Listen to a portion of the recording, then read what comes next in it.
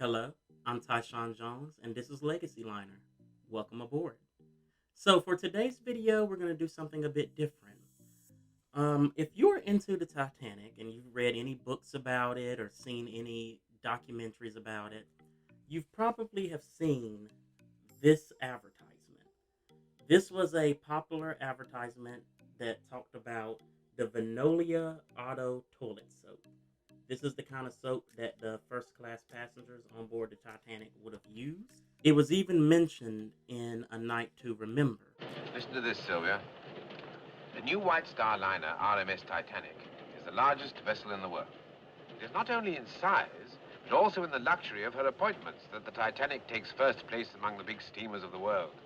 By the provision of Vinolia Otto toilet soap for her first-class passengers, the Titanic also leads as offering a higher standard of toilet luxury and comfort at sea. Let me see. For the first-class passengers, mark you, the rest don't wash, of course. Now, the snippet that I just put into the video, he read the top half of this advertisement, so I'm not going to reread that. But the lower half of it says, Vinolia Otto toilet soap is perfect for sensitive skins and delicate complexions. Its rich, cleansing lather soothes and softens for regular toilet use, and there is no soap more delightful. Now, back in these days, advertising and marketing was a very popular thing. And when you have the largest, most luxurious ship in the world, companies wanted to take advantage of that for a marketing bit. And Vinolia released this ad on April the 6th, 1912, 4 days before the Titanic went on her maiden voyage. Now, as we all know, on April the 14th, she hit the iceberg, and on the morning of the 15th, she sank. And about a week after that, Vinolia pulled the advertisement out of the paper. It put it in the London Illustrated News. And once word got out that the Titanic had sank, they decided, okay, let's pull this advertisement.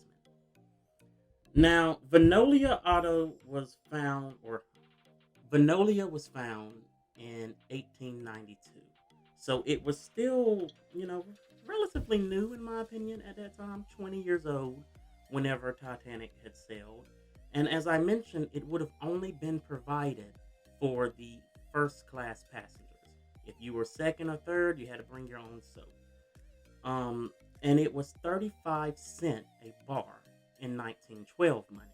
That would be roughly about $10 in today's time. So it was kind of like the Bath and Body Works of its day.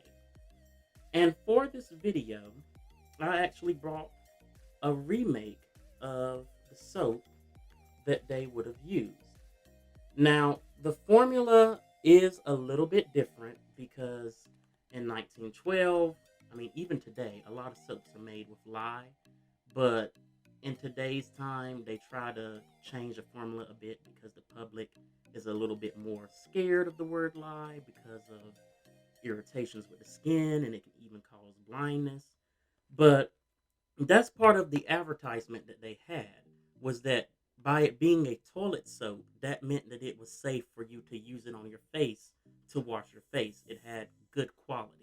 And 1912, quality control wasn't as advanced as today.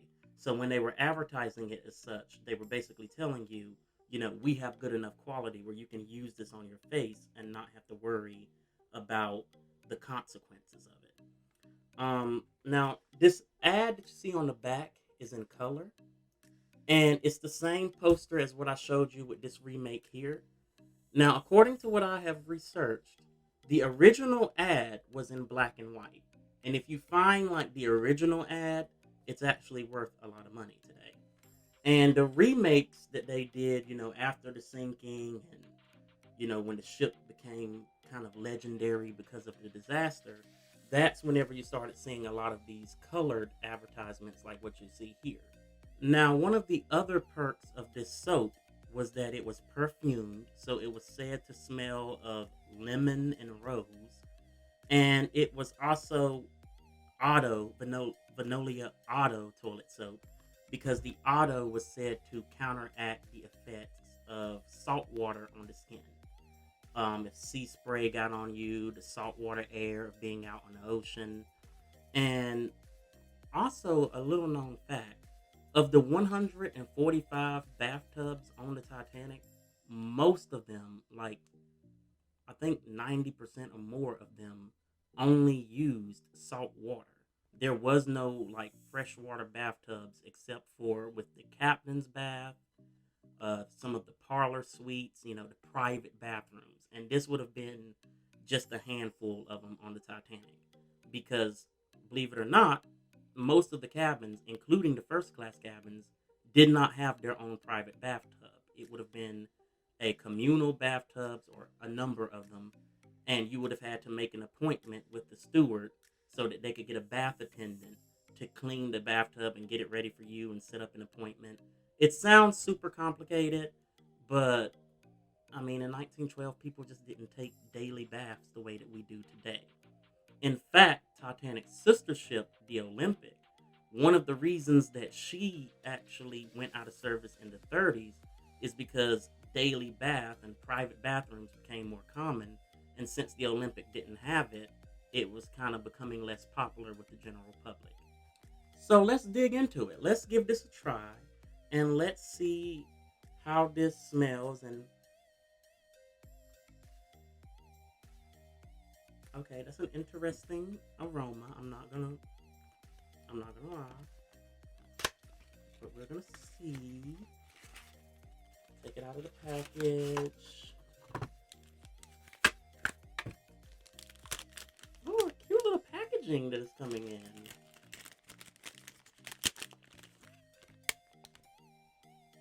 Okay. So I don't know if you can. I gotta get better at figuring out where the camera is on this. I'll get better with these. So there you go. That's what it looks like. Okay. The initial smell shocked me. I'm not gonna lie to you. But now that I'm getting used to it, it's really not that bad. Okay. I'm picking up the lemon. And I am picking up like the hint of rose. It's got an interesting smell to it. So for right now, I have a little water basin here that I'm going to fill with water. And I'm going to give it a quick try. Be right back. All right, so now I have a little bit of warm water in the basin. So I'm going to see how this lathers up and how it does. Let's see.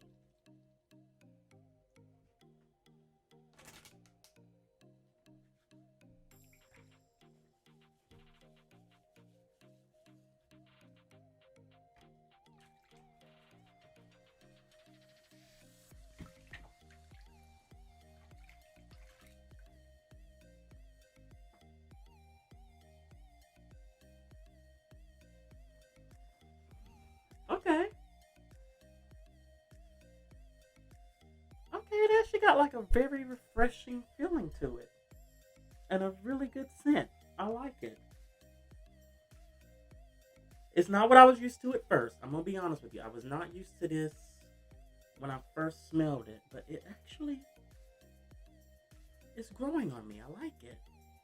I thought I wasn't gonna like the citrus smell, but yes, I'm gonna take a shower with this. I'll be back temporarily.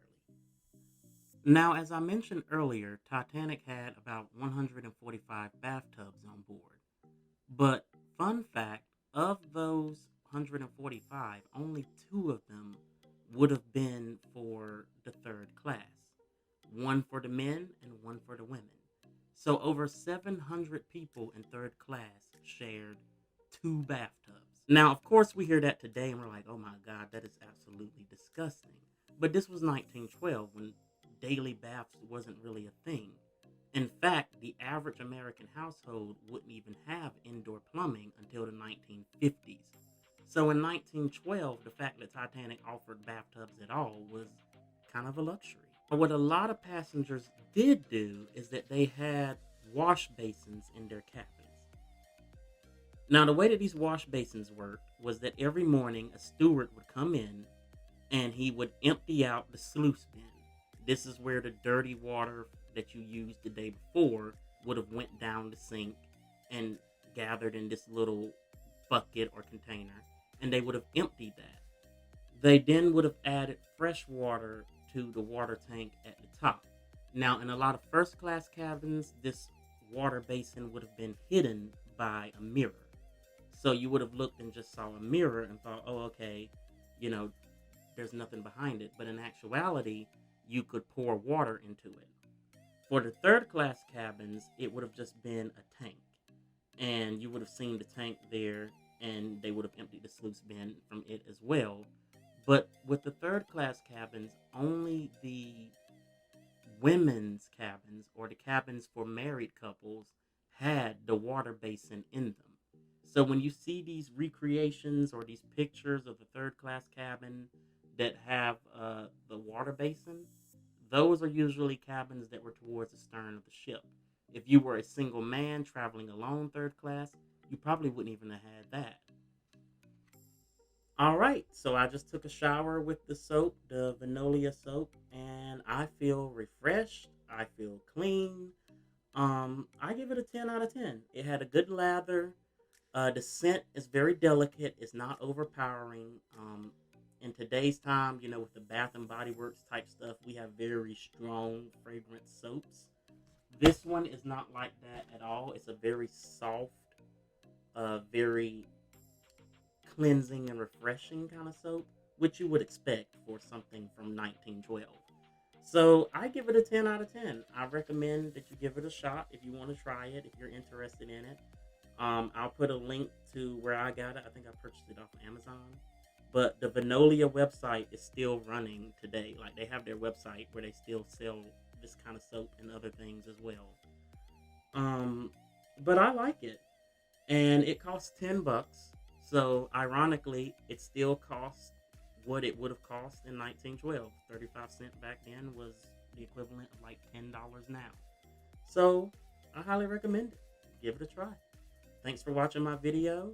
Come back and we'll do other videos like this where we'll try different things from the Titanic. I'm hoping to get a cookbook from it so that way I can kind of recreate some of the meals that they would have had. But we'll see how that goes. Thanks for watching my video. Don't forget to like and subscribe. See you next time.